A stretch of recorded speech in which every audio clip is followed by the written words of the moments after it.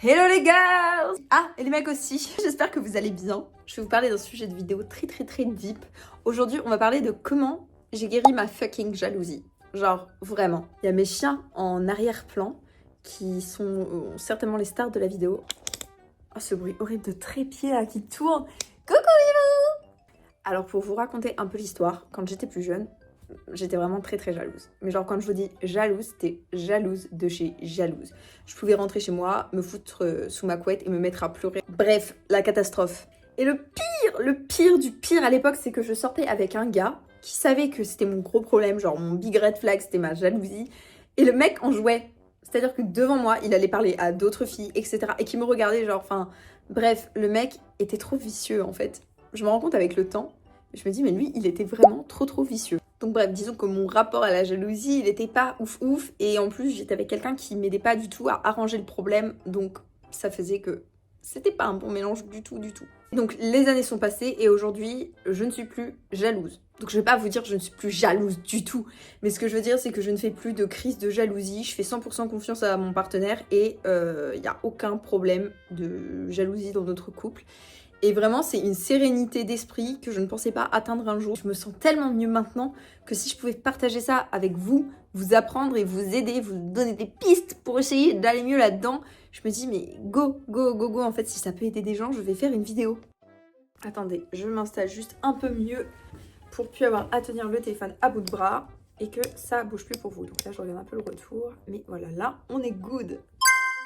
Donc, première piste à explorer si vous avez des problèmes de jalousie excessive, il va d'abord falloir faire une introspection. Je suis désolée de vous le dire, mais comme tout changement, il faut commencer par une introspection. Il faut arriver à trouver les points qui font que ça vous déclenche une crise de jalousie. Pour ma part, c'était parce que je manquais de confiance en moi. J'avais l'impression que toutes les autres filles étaient mieux que moi, que mon copain allait toujours vouloir trouver mieux, que j'étais pas assez belle, assez drôle, assez intelligente, assez machin, et que en gros, il trouverait toujours mieux que moi. Sauf que ce que j'avais pas compris à l'époque, c'est que si j'avais autant besoin de me préoccuper des autres personnes et de surveiller mon copain, c'est que peut-être il y avait quelque chose qui n'allait pas dans la relation, mais bon, ça, voilà, c'est le temps de le comprendre, c'est autre chose. Mais bref, le premier truc à explorer, c'est de comprendre pourquoi vous déclenchez des grosses crises de jalousie. Et pour en avoir parlé avec des copines, on se rend souvent compte que ça vient effectivement du manque de confiance en soi, du manque d'estime de soi. Et donc ça, ce sont les premières choses à bosser si vous voulez, entre guillemets, apaiser votre jalousie. Je dis pas du tout que c'est facile, loin de là, c'est vraiment quelque chose de très compliqué. Même moi aujourd'hui, j'ai pas confiance en moi du tout. Et voilà. Donc c'est vraiment à bosser si vous voulez, entre guillemets, apaiser, calmer votre jalousie et tendre vers quelque chose de meilleur. Ensuite, le deuxième conseil que je peux vous donner, c'est de discuter de votre problème avec votre partenaire. Il y a deux cas. Il y a soit vous faites de la jalousie et votre partenaire est au courant, soit votre partenaire n'est pas au courant, mais par exemple, quand vous rentrez chez vous, quand vous êtes seul, vous allez faire des crises de jalousie en mode vous allez pleurer sous la couette, vous allez stalker des gens sur les réseaux sociaux, etc. Vous allez fouiller des téléphones, chercher dans des messages, vous connecter sur les profils d'eux et votre partenaire n'est pas forcément au courant. Et là, dans ce cas-là, il va falloir lui en parler. Alors je dis pas qu'il va falloir tout lui raconter, etc. si vous en sentez pas capable, parce que des fois on se sent un peu honteuse ou honteux d'avoir été fouillé le téléphone portable. Enfin bref, des fois on est dans un délire quand on est jaloux, ça nous fait vraiment faire des choses qu'on ferait pas en temps normal.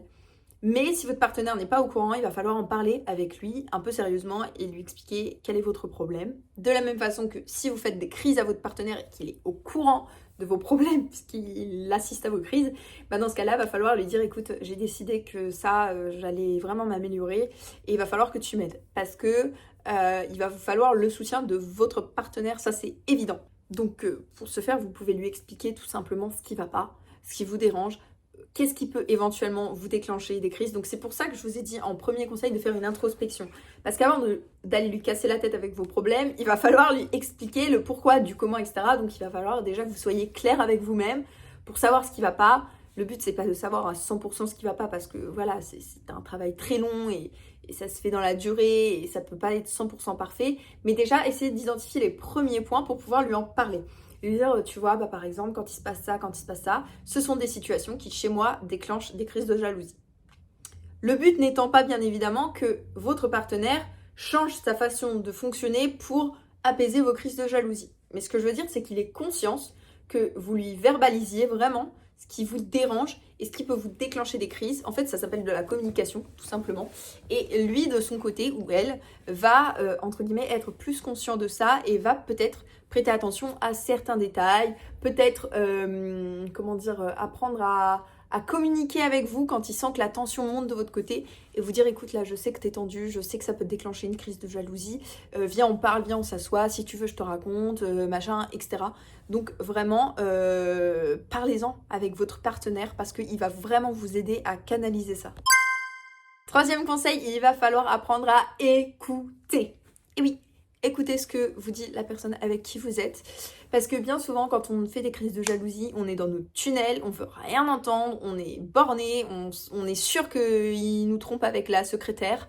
Bref, quel cliché. Mais bref, on est persuadé. Mais au fond de nous, on est persuadé qu'on a la vérité et qu'il y a forcément un truc de vicieux derrière. Si la personne avec qui vous êtes vous dit écoute, non vraiment, c'est juste une amie, c'est juste un ami, je veux pas que tu te fasses des idées, je te le promets, croyez-le, croyez-la. Parce que je sais que là, on peut se dire ouais mais si je le crois et qu'en fait il ment. Il y a des fois les filles ou les mecs, vous allez vous faire tromper, ça peut arriver dans la vie. Mais si la personne en face de vous vous ment, c'est son problème, c'est pas le vôtre. Ce que je veux dire, c'est qu'il faut comprendre que dans la jalousie, en étant jaloux, ça ne vous apportera pas le contrôle sur la personne. Il faut comprendre qu'en gros, c'est pas parce que vous allez être jaloux ou jalouse que ça va empêcher votre partenaire de vous tromper. J'ai envie de vous dire, celui qui a trompé, c'est lui le fautif. C'est pas de la faute de celui qui a pas trompé et qui est resté fidèle. Quand bien même il y aurait des problèmes dans le couple, quand bien même je ne sais pas quoi, c'est quand même celui qui fait la tromperie qui est fautif dans l'histoire. Donc est-ce qu'il faut pardonner la tromperie ou pas? Bref, ça c'est un autre débat. On pourra en parler dans une autre vidéo, peut-être. Mais ce que je veux dire, c'est que en gros, il faut apprendre à écouter et partir du principe que votre partenaire ne vous raconte pas des mythos. Parce que si vous restez tout le temps bloqué dans cette optique de on me raconte des mythos, on me ment, on veut me piéger, etc., ben vous n'avancerez pas en fait, tout simplement.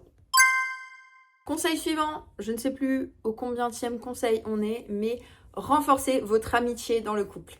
Alors je sais que c'est peut-être bizarre quand c'est dit comme ça, mais je trouve que l'amitié, la complicité que vous allez acquérir dans un couple renforce vraiment le lien et ça peut vous rassurer entre guillemets sur le fait que ça peut vous rassurer dans votre jalousie tout simplement. C'est-à-dire que plus vous allez créer un lien fort, plus vous allez traverser différents moments, plus avec votre partenaire vous allez vous voir dans différents états d'esprit, dans différentes situations, etc. Plus il va se renforcer quelque chose entre vous qui fait que la confiance, vous allez vraiment la renforcer. C'est-à-dire que par exemple, moi avec la personne avec qui je suis, donc avec mon copain, très rapidement dans notre couple, on a fait plein d'activités ensemble. C'est-à-dire qu'on est souvent sortis au cinéma, souvent sortis au resto, on est partis en vacances ensemble, on a traversé des périodes de crise tous les deux. Lui, il a eu des blessures physiques. Moi, il y a eu un moment donné, vraiment, ça allait pas, surtout au début de notre relation, il y a eu des moments de down. Par rapport à mon état psychologique qui m'a vraiment soutenue. Donc ce que je veux dire, c'est que n'ayez pas peur de vous montrer vulnérable dans votre relation, n'ayez pas peur de traverser des choses ensemble, ça ne fera que renforcer le lien.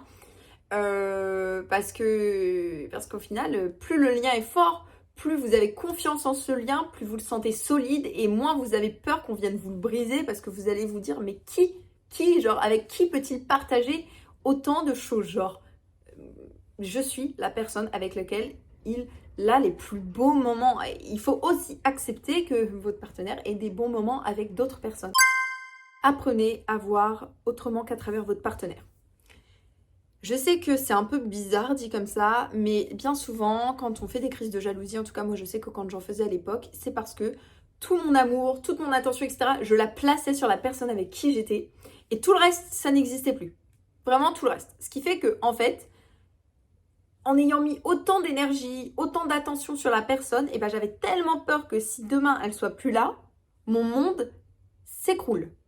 Donc c'est-à-dire que si demain la personne est plus, si tu centralises toute ta vie autour de la personne avec qui tu es, le jour où elle est plus là, si jamais elle est plus là, ben tu n'as plus rien. Et ça, du coup, ça me faisait extrêmement peur. Je me disais, mais si demain il est plus là, comment je vais faire, etc. Il va me remplacer, nanani, nanana. Mais en fait, si tu te places d'autres centres d'intérêt, que par exemple tu fais du dessin, que tu sors avec des amis, que tu as une activité sportive, que tu as des projets professionnels, etc. Et ben ces piliers-là, si un jour ton pilier amour il s'effondre, et ben il te restera toujours les autres piliers. Tu vois, c'est comme si tu construisais un pont. Si ton pont il tient sur un seul pied et que le pied sur lequel il tient c'est l'amour, si un jour le pied de l'amour il s'écroule, bah ton pont il se casse la gueule. C'est là que c'est important la métaphore. Si ton pont il tient avec plusieurs pieds, l'amour, le professionnel, l'artistique, le créatif, le sportif et tout autre type de choses, l'amitié, etc. Si un jour tu as un des piliers qui se casse la gueule, oui, ton pont il est fragilisé, mais ton pont ne va pas tomber. Donc ton monde ne s'écroulera pas. Chez les personnes qui font des grosses crises de jalousie, c'est parce que on met notre relation, notre pilier amour, comme on centralise tout en fait sur ce seul même pilier. Donc si là un jour il se casse la figure, et ben tout se casse la figure. Voilà, j'ai plus vraiment d'autres conseils à donner. Ce sont des conseils, alors il n'y en a pas genre 10, 20 000 conseils, mais vraiment je vous garantis que si vous appliquez ces propositions, si vraiment vous mettez en place des projets suite à mes conseils, des projets d'amélioration de vous-même, ça va vraiment vous changer la vie. Si vous avez des problèmes de jalousie, ça va vraiment vous changer la vie. Je compatis, je suis avec vous. Je sais que c'est pas facile et j'espère que vous allez être avec une personne qui va vous accompagner dans cette dynamique d'amélioration, de vous sentir mieux. Parce qu'on va pas se mentir, quand on fait des crises de jalousie comme ça, quand on est jalouse à mort ou jaloux à mort, qu'est-ce qu'on s'en veut et qu'est-ce qu'on se sent mal. Donc vraiment, j'espère pour vous que ces conseils vont vous servir. En attendant, on vous fait des gros bisous. N'hésitez pas à laisser un commentaire, à vous abonner. Je vais faire beaucoup d'autres vidéos comme ça. Et je vous fais des gros bisous. Et je vous dis à bientôt. Bisous, bisous.